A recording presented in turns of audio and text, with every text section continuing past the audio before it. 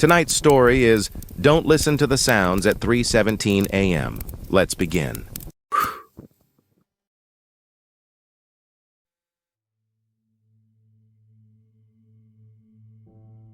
The apartment was too quiet for 3 in the morning, not the peaceful quiet of sleep. No, this was the held-breath silence of something waiting. Claire pressed her palm against the wall between her unit and 304.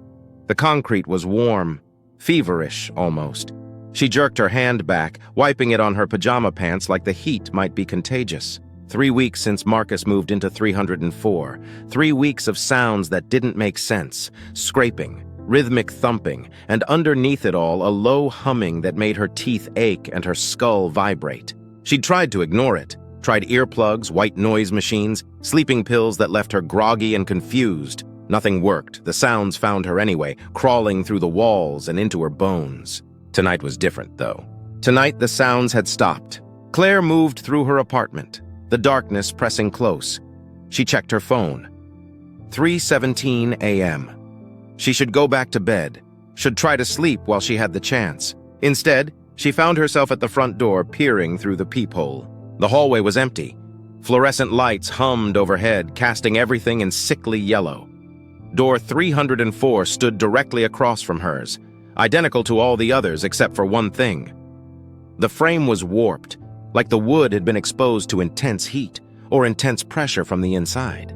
She'd seen Marcus exactly twice. Once on move-in day, a thin man with dark circles carved under his eyes, struggling with boxes that seemed too light for their size.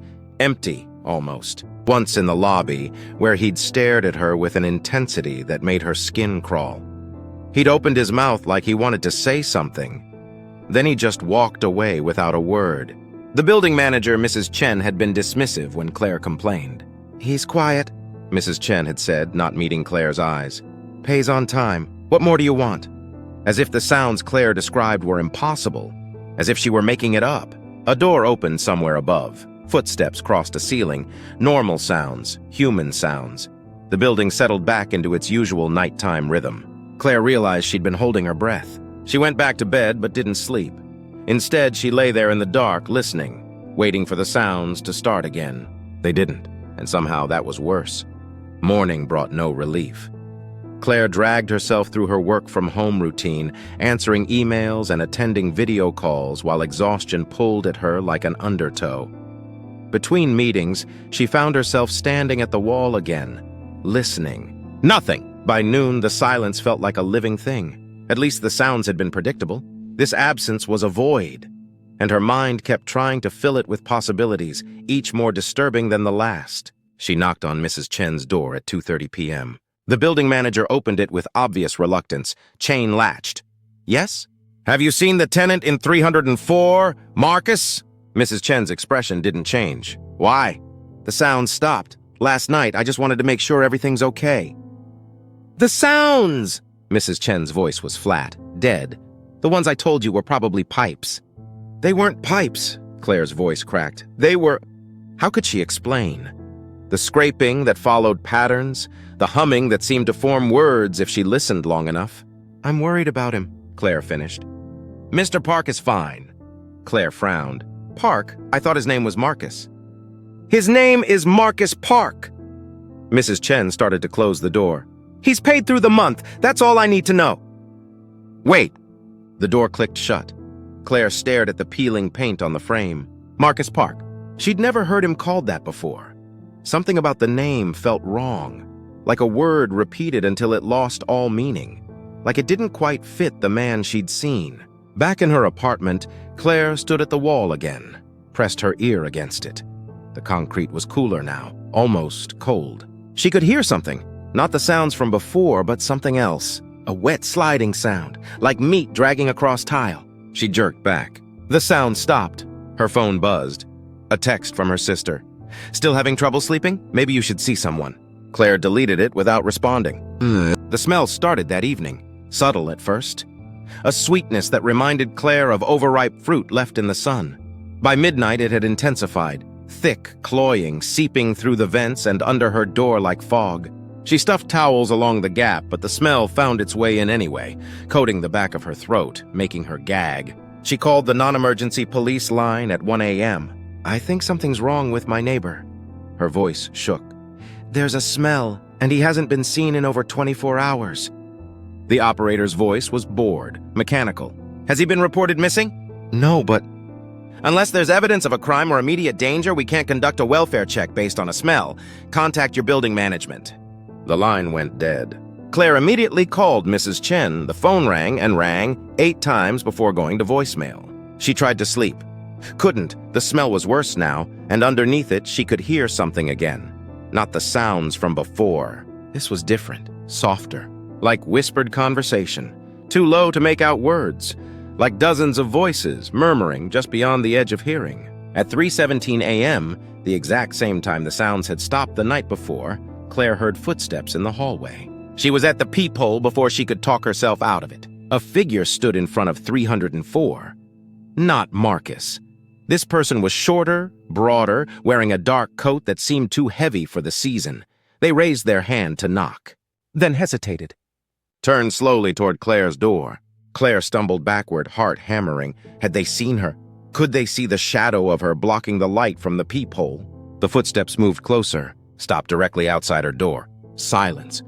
Then a voice, a woman's voice, calm, almost gentle. "He's waiting for you." Claire pressed her hand over her mouth to keep from making a sound.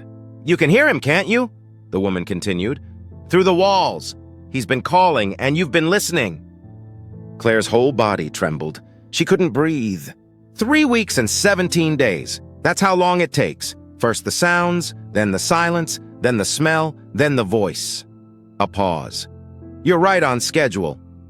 The footsteps moved away. Claire heard 304's door open. Close. She grabbed her phone with shaking hands and called her sister. "Claire, it's 3 in the morning. What?" "I need to stay with you." The words tumbled out. "Tonight. Right now." "What's wrong?" "Please, I'll explain when I get there. I just need to leave." A pause. Then Elena's voice, worried now. "Okay, yes, come now." Claire threw clothes into a bag. Didn't bother to fold them. Grabbed her laptop, her charger, her wallet. She was at her door, hand on the knob when she heard it. The humming. It was coming from inside her apartment. She spun around. The sound seemed to emanate from everywhere and nowhere, vibrating through the walls and floor. Not one voice but many, harmonizing in a frequency that made her vision blur and her stomach twist. The wall between her unit and 304 began to bulge. The drywall pressed outward, slow at first, then faster, like something was pushing from the other side, like something wanted out. Claire ran. Her sister's apartment was across town, 40 minutes by highway. Claire made it in 25, barely registering the drive. Her hands were still shaking when Elena met her at the door in a bathrobe, concern carved across her face. "Jesus, Claire, you look like hell." "I need to tell you something." Claire's voice was hoarse. "And I need you to believe me." They sat at Elena's kitchen table. Claire explained everything. The sounds, the silence, the smell, the woman in the hallway. Her voice sounded hysterical even to her own ears, words tumbling over each other in their rush to escape. Elena listened without interrupting. When Claire finished, she reached across the table and took her sister's hand. "You're exhausted," Elena said gently. "When's the last time you slept? Really slept?" "You don't believe me." "I believe you're experiencing something. But, Claire, stress can do strange things. You've been working from home for months, barely leaving your apartment. The isolation..." "I'm not making it up." Claire pulled her hand away. "The woman said he's been calling, that I'm on schedule. What does that mean?" "It means you need rest, and probably to talk to someone, a professional." Claire wanted to argue, but Elena was right about one thing. She was exhausted. Bone-deep, soul-crushing exhaustion that made everything feel unreal. "Stay here tonight," Elena said. "Tomorrow we'll figure it out together, okay?" Claire nodded, but she couldn't shake the feeling that it was already too late. That whatever was happening had been set in motion long before she moved into apartment 303. That night in Elena's guest room, Claire dreamed. She was back in her apartment, standing at the wall. But this time, the wall was covered in writing. Dense, overlapping script in a language she couldn't read but somehow understood. Names, dates, crimes, a voice whispered from the other side. "Remember!" She woke at 3:17 a.m., gasping. The numbers glowed on Elena's bedside clock. 3:17. Always 3:17. The next day, Claire tried to focus on work, but her mind kept drifting back to the apartment, to the wall, to the sounds that had stopped. Why had they stopped? During her lunch break, she searched online. Marcus Park, Morrison Avenue. Nothing. Go Changyong. The search felt random, pulled from nowhere, but the name had been circling her thoughts since she woke up. The results were sparse. A brief mention in a city database, a death certificate from 15 years ago. Cause of death, suicide. Claire clicked deeper. Found a few newspaper articles. The man had been a city record keeper. Documented property disputes, zoning violations, standard bureaucratic work. Until he died in his apartment on Morrison Avenue, Claire's apartment building. Her hands went cold. She clicked back to the city database, searching for the exact address. Apartment 303, the same apartment she lived in now. Her phone rang, Mrs. Chen's number. Claire stared at it, heart pounding. Let it ring twice, 3 times, then answered. Miss Harris. Mrs. Chen's voice was different now, strained. You need to come back to the building. There's something you need to see. What is it? It's 304, the apartment. I checked it like you asked and... A pause. A sound like a sob caught in her throat. Please, just come. Bring your sister if you want, but come now. The line went dead. Claire sat frozen, the phone still pressed to her ear. Elena emerged from her home office, coffee mug in hand. Who was that? Mrs. Chen, the building manager. She wants me to come back. Elena's expression hardened. Absolutely not! She said there's something in 304, something I need to see. Then she can take pictures and send them. You're not going back there, Claire. Not after last night. But Claire was already standing, already reaching for her jacket. I have to. I need to know what's happening. Then I'm coming with you. They drove in silence. Claire watched the familiar streets pass, feeling like she was moving toward something inevitable. A destination she'd been heading toward since the day she moved in. The building looked the same as always. Unremarkable. A dozen other apartment complexes just like it lined the street. But Claire could feel it now. A pull, like gravity, drawing her toward the entrance. Mrs. Chen was waiting in the lobby. She looked older than Claire remembered. Lines etched deep around her eyes and mouth. When she saw Claire, something flickered across her face.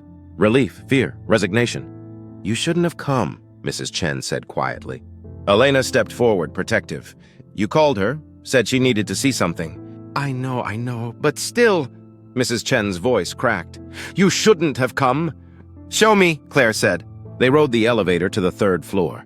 Elena stayed close, her presence a small comfort. The hallway stretched before them, longer than Claire remembered. The fluorescent lights flickered, buzzing like insects. Door 304 stood open. I couldn't close it, Mrs. Chen said. Her hands trembled. It won't stay shut. Claire stepped inside. The apartment was a mirror image of hers. Same layout, same dimensions, but where her walls were painted beige, these were covered in writing. Dense, overlapping script that covered every inch of surface. Names, dates, messages. Elena gasped behind her. What the hell? Claire moved closer, drawn forward by something she couldn't name. The writing was in different hands, different colors. Some looked fresh, the ink still dark. Others had faded to barely visible shadows, ghosts of words. But one name appeared over and over and over. Claire Harris. This isn't possible, Elena whispered. But it was. Claire could see it now, the pattern emerging from the chaos. Each name marked a date. The earliest was from 15 years ago. The most recent was from 3 days ago. He's been here before, Mrs. Chen said quietly. Marcus Park. Different names sometimes, but always the same person. He moves in, stays for 3 weeks, then disappears. Leaves the apartment like this. We paint over it, re-rent it. She paused, her voice dropping to barely a whisper. And eventually he comes back. Why? Claire's voice sounded distant, like it was coming from somewhere else. What does he want? Not what? Mrs. Chen pointed to a section of wall near the window. Who? Claire approached, slowly. The writing here was different. Not names, but a message, repeated like a mantra. Asterisk. The sound calls, the silence answers. The wall opens, the next one comes. You heard him, Mrs. Chen said. Through the wall. That's how it starts. The sounds are a test. If you listen long enough, if you pay attention, you become part of it. Part of him. Elena grabbed Claire's arm. We're leaving, now. But Claire couldn't move. She was staring at the wall, at the place where the writing was densest, at a section where the names had been carved deep into the drywall, gouged by fingernails or knives. All of them were her name. All of them were in her handwriting. When did you move in? Mrs. Chen asked. Her voice shook. To 303. 2 years ago. Claire couldn't look away from the wall. Why? That's when he came back. Marcus Park. He always takes 304, and he always chooses the tenant in 303. Mrs. Chen moved to stand beside Claire. Her face was pale, drawn. Because 303 is where it happened. Where Go Changyong died. The name hit Claire like a physical blow. The name from her search. The name that had been circling her thoughts all morning. What? She whispered. 15 years ago, Mrs. Chen said, a man named Go Changyong lived in 303. He was a record keeper, worked for the city, documenting property disputes, zoning violations, corruption cases. She pointed to the wall with a trembling hand. He found something. Evidence of corruption going back decades. Judges, city council members, police, developers, all of them working together, all of them getting rich while people lost their homes. He was going to expose it. Claire's head was spinning. They killed him. Yes. Mrs. Chen's voice was barely audible. Made it look like suicide. But he didn't die quietly. He spent his last hours writing everything down, names of everyone involved, dates, crimes, everything. He carved it into the walls with his own blood when they wouldn't give him anything else. Elena's grip on Claire's arm tightened. They painted over it like they painted over this. Yes, but the records remained. His consciousness, his obsession, it soaked into the building, into the walls themselves. Mrs. Chen's voice cracked. And Marcus Park was one of the men who killed him. Silence filled the room, heavy, suffocating. Park comes back because he can't stay away. Mrs. Chen continued. The guilt draws him here, like a fish on a hook. Every time, he tries to contain it, to stop Go Changyong's truth from spreading, but he can't. He never can. She turned to face Claire fully. And I can't either. My real name isn't Chen, it's Park. I'm his wife. I've been trying to contain this for 15 years, painting over the walls, changing my name. But the truth won't stay buried. Claire stared at her. You knew this whole time. S. Tears ran down Mrs. Park's face. And I knew it was starting again when you moved in. The sounds, the pattern, it always follows the same pattern. But the names, Claire said. Why my name? Because you live where he died. The wall between 303 and 304. That's where they found his body. And when you listened to the sounds, when you paid attention, you let him in. You opened the door. Mrs. Park's voice dropped to a whisper. You became a conduit. Another record keeper. Another person who knows. The wall began to hum. Claire felt it in her bones, in her teeth, the same frequency from before, but clearer now. Not humming. Words. A voice speaking in a language she didn't know but somehow understood. Asterisk names, dates, crimes, truth, remember. Oh, we need to leave, Elena said, pulling at Claire's arm. Her voice was sharp with panic. Right now! But Claire was moving toward the wall, the section where her name was carved deepest. She reached out, pressed her palm against it. The wall was warm, feverish, and underneath her hand it began to bulge. Elena screamed. Mrs. Park stumbled backward, hands over her mouth. But Claire couldn't move. The wall was pushing outward, the drywall cracking, splintering. White dust fell like snow. Something was coming through, something that had been waiting 15 years. The humming grew louder, resolving into a single word, repeated over and over in a dozen different voices. Asterisk, remember, remember, remember! The wall split open. Claire saw darkness. An endless void behind the dry wall. And in that darkness, shapes, moving, reaching. Hundreds of hands pressed against an invisible barrier, fingers splayed, all of them writing. All of them carving names and dates and crimes into nothing. Into everything. At the center stood a figure, thin, translucent, face twisted in determination and rage and grief. Go Changyong! He looked at Claire, met her eyes, and she understood. She understood everything. The truth he'd tried to expose. The names of the people who'd killed him. The corruption that had never been punished. All of it flooded into her mind at once, overwhelming, drowning her. She gasped, tried to pull away, but the knowledge was already inside her, written in her bones, carved into her soul. The figure smiled, sad, grateful. Then the darkness rushed forward. Claire woke with a gasp. She was in her apartment, 303, standing at the wall with her palm pressed against the concrete.